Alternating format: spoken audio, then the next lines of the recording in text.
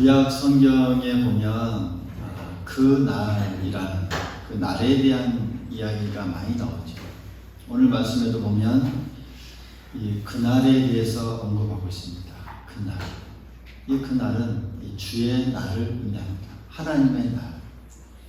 그러니까 그 날을 한편으로 보면 이 희망과 회복 또 구원의 날이기도 하지만 또 한편으로는 또 심판의 날이요 또 멸망의 날이요 또 모든 죄의 그 값을 치르는 그 날이 되기도 합니다.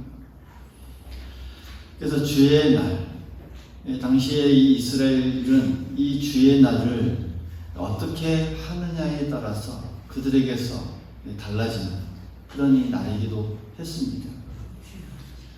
본래 하나님의 의도는 이 주의 날이 어떤 날이 되기를 원했을까요? 이 주의 이 날은 그들에게 있어서 이 복된 날이 되는 것이 하나님의 이 본래의 의도였습니다. 그러나 그들이 순종하지 않으므로 그들에게 있어서는 이 주의 날이 화의 날이 되었던 것이죠. 이스라엘이 하나님의 뜻대로 순종하여서 이 주의 날을 본래 의도인 복의 날로 바꾸면 될 터인데 하지만 이스라엘은 그렇게 하지 못했습니다. 이미 말씀을 어기면서 그들의 마음은 이제 이 죄의 타성으로 굳어져 버렸거든요. 우상과 하나님을 오가면서 오염된 마음이 그들에게 가득 찼습니다.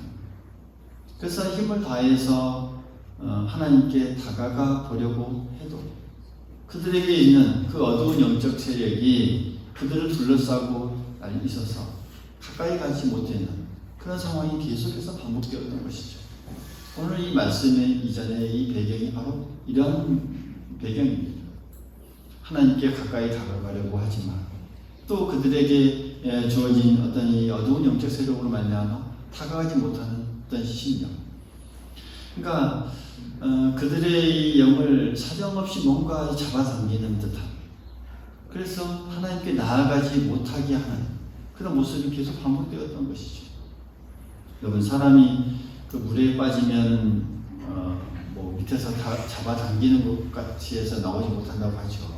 마치 이스라엘 백성들이 그런 것과 같았습니다. 나아가려고 하지만 나아가지 못하는 그런 상황. 끊임없이 어떤 이 어두운 영적 세력에 늘 잠기고만 그런 상황이 계속 되었던 것이죠. 그러니까 이것이야말로 그들에게서 절망이었습니다. 자신들의 죄악을 저질렀다는 그런 것을 알았고 또 벗어나 보려고 했지만 자기들의 힘으로는 어찌해 볼 수 없는 그 암울함이 그들을 늘 이렇게 휘감고 있었습니다. 생각은 있지만 영적 힘이 약해져서 제대로 움직일 수 없는 그런 상황이었습니다. 여러분, 이 사람의 눈이 캄캄한 곳에만 계속 있다가 갑자기 밝은 빛을 보면 어떻게 될까요? 어두운 곳에만 있다가 갑자기 강한 밝은 빛을 본다고 한다면 그 눈은 이 빛을 감당하지 못합니다. 눈이 부시다 못해 아주 눈이 그 밝은 빛으로 인해서 때로는 심하게는 나빠지거나 심령한 위기까지 오게 되는 그런 상황이 벌어지게 되죠. 어쩌면 하나님께 불순종한 이 이스라엘의 어두운 이 심령은 바로 이와 같았습니다. 이러한 이 상황들, 하나님께로 나아가는 것은 좋기는 하지만 거룩하신 그 하나님 앞에 자신들의 이 얼룩진 이 모습, 자신들의 이 영을 감히 하나님 앞에 드러낼 수 없었던 것이죠. 왜요? 그렇게 드러내면 죽을 것 같으니까.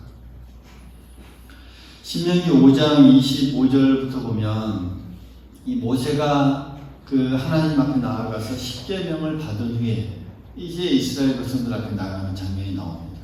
근데 거기에 보면 이스라엘 지파의 이 수령들과 장로들이 다음과 같이 이렇게 말합니다. 이제 우리가 죽을 까닭이 무엇이냐니까. 이 큰 불이 우리를 삼킬 것이요 만일 우리가 우리 하나님 여호와의 음성을 다시 들으면 죽을 것이라. 육신을 가진 자로서 우리처럼 살아계시는 하나님의 음성을 불 가운데서 바람을 듣고 생존한 자가 누구니까? 무슨 말입니까? 이 죄성을 가진 채 이 하나님의 음성이 그대로 노출되면 죽을 수도 있었기 때문에 이스라엘 지파의 이 수령들과 장로들이 그것을 무서워한 것이죠. 십계명을 두고 이 모세를 바라봅니다. 이사야도 그렇습니다. 하나님의 음성을 듣고 나서 이렇게 고백하죠. 화로다 나여 망하게 되었도다. 나는 입술이 부정한 사람이요 나는 입술이 부정한 백성 중에 거주하면서 만군의 여호와이신 왕을 배웠음이로다. 그러니까 이사야가 두려워한 것은 자신의 이 정함이 없는 그런 상태에서 하나님을 뵈면 죽을 수도 있다는 이런 고백을 지금 하고 있습니다. 이스라엘도 마찬가지입니다. 그 자신들의 어떤 죄악된 이 모습들 자신들이 발견하고 또 깨닫지만 이 하나님께로 나아가는 것이 맞기는 맞는데 지금 자신들의 이 상태로는 자신들의 이 저질렀던 이 죄악이 자신들의 이 목을 꽉 부여잡고 있는 그런 이 상황입니다. 그런 모습. 그러니까 감히 하나님 앞에 나아가지 못하고 또 얼굴을 들고 있지 못하는 그 이스라엘의 현재 상황이 바로 이러한 상황이었습니다. 이러한 이스라엘의 상황들을 다 알고 계셨습니다. 그래서 이사야 선지자를 통해서 그들에게 오늘 이 본문의 이 말씀을 해주고 있습니다. 그들 스스로는 하나님 앞에 나오기도 힘들다는 그 사실을, 어두움에 길들여진 그들의 영은 이제 회복될 수 없는 상황에 놓여 있다는 사실을, 그들 스스로가 저지른 그 죄를 감당하지 못하여서 스스로 나올 수 없다는 사실을 하나님은 다 알고 계셨습니다. 그래서 하나님 편에서 그들을 용서하셔야만, 하나님 편에서 그들을 받아주셔야만 그 모든 회복이 가능하다라는 사실을 하나님께서는 아신 것이죠. 그래서 하나님은 그 이스라엘의 그 잘못된 모든 죄와 허물, 삶의 온갖 더러운 것들을 다 받아주기로 하나님 작정하십니다. 그러면서 오늘 이 본문의 이 말씀을 이사야를 통해서 하시고 있는 것이죠. 사랑하는 성도 여러분, 오늘 우리의 이 삶, 모든 역사의 주도권은 하나님께서 가지고 계십니다. 할렐루야. 하나님께서 다 섭리하고 계십니다. 하나님 편에서 하나님의 힘으로만이, 이 전능하신 하나님께서 손을 쓰셔야 우리의 모든 문제가 해결될 수 있습니다. 오늘 이 본문 11절의 이 말씀을 보면 하나님께서 이 구원의 열정이, 우리를 향하신, 인간을 향하신 구원의 열정이 얼마나 크신지, 얼마나 적극적으로 인간의 구원을 위해서 행동하고 계시는지를 잘 표현해주고 있죠. 거기에 어떻게 표현하고 있습니까? 그날에 주께서 다시 그의 손을 펴사. 그러니까 적극적인 하나님의 행동을 표현하고 있습니다. 여러분, 손을 움켜쥐는 것과 또 손을 펴는 것, 그것은 아주 다른 의미가 있습니다. 다른 표현입니다. 움켜쥐는 것은 대립과 갈등, 복수를 의미합니다. 그러나 손을 펴는 것은 화해와 용서와 평안을 의미합니다. 그것을 우리에게 주겠다는 것이죠. 하나님이 이스라엘의 불순종과 또 죄악에 대해서 이제는 손을 움켜쥐는 쪽이 아니라 손을 펴는 쪽을 택하시고 또 그들에게 행동하시고자 했던 것입니다. 여기에 이스라엘에 대한 그 하나님의 위로와 정말 크신 격려가 담겨져 있는 것이죠. 그 위로와의 능력은 조금이 아니다, 충만으로, 정말 차고 넘치는 넉넉함으로 그들에게 역사하시는 것을 우리가 볼 수가 있습니다. 그 하나님께서는 오늘 우리에게도 손을 펴시는 하나님이십니다. 할렐루야. 그 하나님의 손은 우리를 향하여서도 펴십니다. 세상에 부딪히고 또 거기서 방황하는 또한 위로하시고 또 용서하는 손을 완전히 내미십니다. 이 손을 우리는 굳게 잡아야 합니다. 이 이 손을 잡기 위해서 오늘 우리가 이 자리에 또한 나와서 예배 드리고 있는 줄 믿습니다.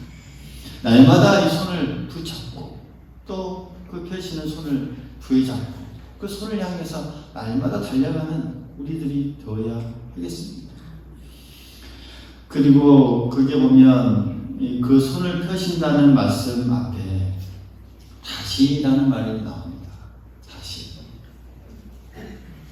다시 그의 손을 펴서라는 이 말씀. 이 다시는 이 반복을 의미합니다. 반복. 계속 반복됐다는 것이죠. 교회 앞에 또 우리가 다시는 있죠. 다시. 저는 이 다시를 볼 때마다 항상 반복을 생각합니다. 다시 가고 또 다시 가고 다시 가면 어디를 갈까? 네, 잠깐 농담이었지만 여기 다시는 항상 반복을 의미합니다. 그러니까 여기서 말하는 이 반복은 무엇을 이스라엘 백성들이 반복했을까요? 무엇을 반복했을까요? 죄악을 반복하는 것이죠. 그러니까 그 죄악을 반복하는 그 이스라엘 백성들, 그리고 그것을 늘 받아주시는, 다시 반복하시는 또 하나님을 우리가 동시에 여기서 우리가 바라볼 수가 있습니다. 이스라엘의 이 삶 속에서 다시 이 죄를 짓는 반복이 그들에게 날마다 일어났습니다. 그 가운데서 이 하나님은 또한 또 반복의 또 역사, 또 반복, 하나님의 반복과 이스라엘의 반복, 그러니까 전혀 다른 방향, 다른 의미로 계속해서 일어났던 것이죠. 이스라엘의 반복은 어두움의 나라로 떨어지는 반복이요, 하나님을 등지는 반복입니다. 그 결과는 무엇입니까? 자신들의 힘으로는 아무것도 할 수 없는 그런 모습으로 오늘 우리 본문의 상황과 같은 그런 결과가 나타났던 것이죠. 이에 반해서 하나님의 반복은 빛으로 오시는 반복입니다. 이스라엘로 날마다 다가오시는 반복입니다. 손을 내미시는 그런 반복입니다. 그래서 아무도 할 수 없는 그들을 껴안으시고 또 힘을 공급해 주시는 그 반복으로 그들에게 나타납니다. 이 은혜의 반복이 없었다면 이스라엘이 다시 일어설 수 없었던 것이죠. 다시 회복될 수 없었습니다. 오늘 우리들 역시 마찬가지입니다.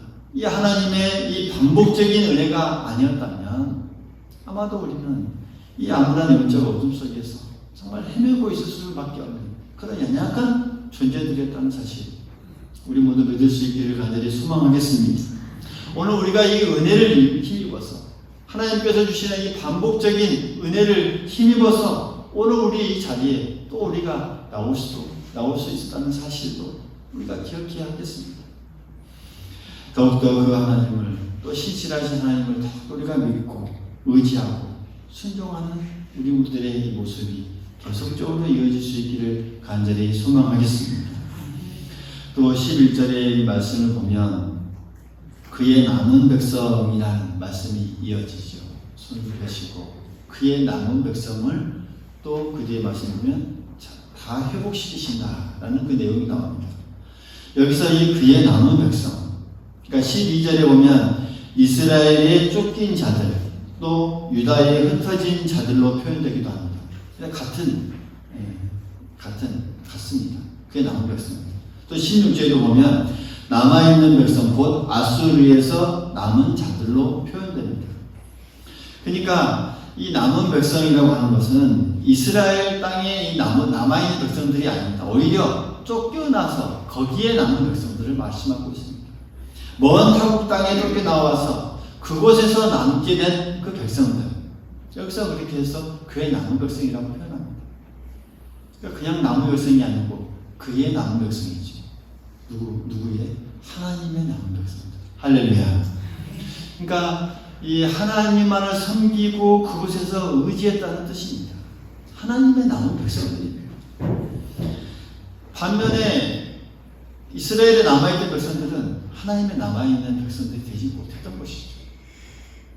그들이 먼 타국 땅에서 이방 땅이요 세상 문화에 찌들여 살아가는 그곳에서 무엇을 할 수 있었습니까?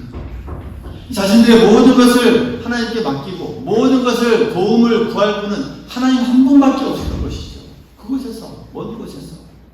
그래서 사방을 둘러보면 참으로 암울했고 다른 데서는 어떤 도움도 기대할 수 없는 그 상황에서 그 신실한 믿음을 가지고 하나님 앞에 기도했던 것이죠. 그 기도 속에서 늘 하나님과 교제했습니다. 소망이 없는 땅에서 소망을 노래했고 평강이 없는 그 땅에서 평안을 갈구했고 기쁨이 없는 땅에서 진정한 그 영적 기쁨을 그곳에서 하나님을 향해서 구했던 그들이었습니다. 그래서 그들은 그곳에서 영적인 사람이 되었고 또 신앙의 순결함을 꿋꿋하게 이어갈 수 있었던 것입니다. 그러나 그의 반면에 이스라엘에 있던 사람들은 어땠습니까? 오히려 이방을 따르며 세속을 따라가면서 이 남은 백성으로서의 하나님의 남은 백성으로서의 역할을 다하지 못했던 것이죠. 오히려 먼 곳에 끌려갔던 그 사람들이 진정으로 남은 백성이 되었고 또 자신들의 신앙의 순수성을 이어갔고 하나님 한 분만 섬기는 그런 자들이 되었던 것입니다. 사랑하는 성도 여러분, 우리가 여기서 우리가 한번 생각해보고 짚어가야 할 부분은 그렇습니다. 우리가 언제나 우리의 신앙 속에서 외적 상황이 우리가 살아가는 상황이 좋은 상황이 우리에게 주어질 수도 있고 때로는 악한 상황이 주어질 수도 있습니다. 이 좋은 상황이 주어진다고 해서 우리가 날마다 그 상황을 정말 긴장하지 않고 신앙의 긴장감이 없이 살아간다면 오늘 이스라엘 백성들과 같이 세속에 물들고 또 그곳에 빠져서 하나님의 순수함과 또 믿음을 잃어버릴 수 있는 그 여지가 우리에게 다분하게 또 우리에게 있을 수 있다는 사실. 또 반대로 우리가 외적 상황이 좋지 않다고 해서 꼭 그 끌려갔던 자들처럼 불행하다고 우리가 생각해서만은 안 된다는 사실을 우리가 이 말씀을 통해서 또 한번 생각해 볼 수가 있습니다. 우리가 이 말씀을 꼭 기억해야 됩니다. 모든 고난에는 하나님의 뜻이 있다. 할렐루야. 우리에게 어떻게 보면 신앙을 생활하면서 날마다 우리 안에서 중심에 꼭 붙들어야 될 이 말씀이 아닌가 생각해 봅니다. 모든 고난에는 하나님의 뜻이 있다는 그 귀한 말씀. 그래서 우리에게 닥치는 그런 어떤 고난을 우리가 잘 견디면서 기도하면요. 그 고난 가운데서는 오히려 이전에 어떤 이 형식적인 신앙과는 다르게 하나님을 참되게 만날 수 있게 된다는 사실이죠. 그 이스라엘 백성들이 끌려갔던 그런 이 백성들처럼 그로써 하나님을 더 잘 알 수 있게 되고 또 그것을 통해서 나를 따뜻하게 감싸시는 그 하나님의 은혜를 더 우리가 크게 느낄 수 있다라고 하는 사실. 이런 사람들이 결국 하나님의 남은 백성이 된다는 사실입니다. 사랑하는 성도 여러분, 우리는 하나님의 남은 백성이 되어야 합니다. 할렐루야. 진정으로 남은 백성이 되어야 합니다. 이 남은 백성은 어떠한 상황에서도 상황이 좋으면 좋은 대로 더 신앙의 이 긴장성을 가지고 늘 이어가고 또 상황이 나쁘면 나쁜 대로 더 하나님을 의지하는 신앙을 가지고 하나님을 굳게 믿고 의지하면서 그 상황을 이겨내는 그런 사람입니다. 이게 바로 하나님의 진정으로 남은 백성들입니다. 우리가 이 지난 몇 년 동안 이 코로나라고 하는 이 상황에서 우리나라뿐만 아니라 전 세계가 얼마나 어려웠습니까? 그 가운데 또 우리가 이 신앙을 생활하기에도 얼마나 어려웠습니까? 급격하게 또 사회의 상황이 변하고 또 거리두기를 해야 되고 이 전염되는 그런 상황에서 그 상황에서 얼마나 우리가 신앙을 부여잡기 위해 애를 썼습니까? 부여잡고 그럼에도 불구하고 어려운 상황임에도 불구하고 더 하나님 앞에 나아가고 기도했고 그렇기 때문에 우리가 어떻게 보면 또 이렇게 하나님의 진정으로 남은 자로서 이 자리에 나아가 신앙을 오늘도 우리가 유지하고 있지 않은가 우리가 생각해 봅니다. 정말 어떤 상황이 있어도 우리가 굳건한 신앙을 가지고 또 그 고난을 우리가 더 오히려 직접 체험하면서 그것이 우리에게 유익이 되고 또 그것을 통해서 더욱더 우리가 남은 자로서의 이 신앙을 이어갈 수 있다는 사실 우리가 꼭 기억할 수 있기를 간절히 소망하겠습니다. 오늘 말씀을 보면 그런 신앙의 모든 것들을 잘 이겨나가는 자들, 그 남은 자들에게 주어지는 그 하나님께서 주신 회복은 아주 온전한 회복으로 주어진다라는 사실을 그 뒤에 보면 쭉 우리에게 말씀해 주고 있습니다. 그러니까 13절을 보면 에브라임과 유다, 그러니까 남이스라엘과 북이스라엘이 나눠진 상황에서 계속해서 서로 반복하고 서로 질투하고 싸우는 그 관계가 이제는 다 회복될 것을 말씀하고 있고요. 또 14절에 보면 자신들을 괴롭히던 이 블레셋을 오히려 도리어 지배하게 될 것이고, 또 주변의 그 에돔이나 모압이나 암몬 그 자손을 오히려 복종시키게 할 것이라는 말씀을 14절에 이어지고 있습니다. 완전한 이스라엘의 회복을 의미하죠. 또 15절의 말씀을 보면 하나님께서 이 애굽의 홍해를 말리시고 당신의 손을 유브라데 하수 위에 손들어서 뜨거운 바람을 일으켜서 또 그 하수를 쳐서 7갈래로 나누어서 이스라엘이 신을 신고 건너가게 하는 그런 아주 온전한 그 모든 것을 하나님께서 회복하게 해주시는 그 은혜를 이 15절에 말씀하고 있습니다. 그리고 16절의 이 말씀을 보면 16절의 말씀을 우리 같이 한번 읽어보겠습니다. 16절의 말씀 시작. 그의 남아있는 백성 곧 아수르의 남은 자들을 위하여 큰 계획이 있게 하시되 이스라엘이 애굽 땅에서 나오던 날과 같게 하시리라. 할렐루야. 그들을 위해서 뭐가 있게 한다고 말씀합니까? 중간 부분을 보면 어떤 길? 큰 길. 그러니까 그 남은 자들을 위해서 큰 길이 있게 하시되 어떤 것과 같이? 이스라엘이 애굽 땅에서 나오던 날과 같은 그런 큰 길을 주신다라는 말씀.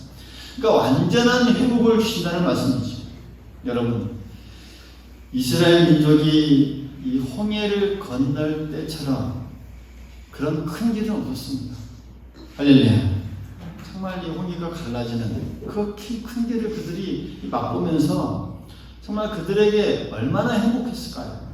얼마나 그 앞길에 소망이 가득했을까요? 그 앞길에서 그 쫓아오는 그런 무리들을 다 물리치고 나아가는 그 앞에 큰 길이 열려졌을 때 그들은 마냥 행복했고 마냥 감사했고 마냥 즐거움이 그들에게 가득했습니다. 사랑하는 성도 여러분, 오늘 우리에게도 이 큰 길이 열려 있습니다. 할렐루야. 바로 길이요 진리요 생명이신 예수님을 통한 길입니다.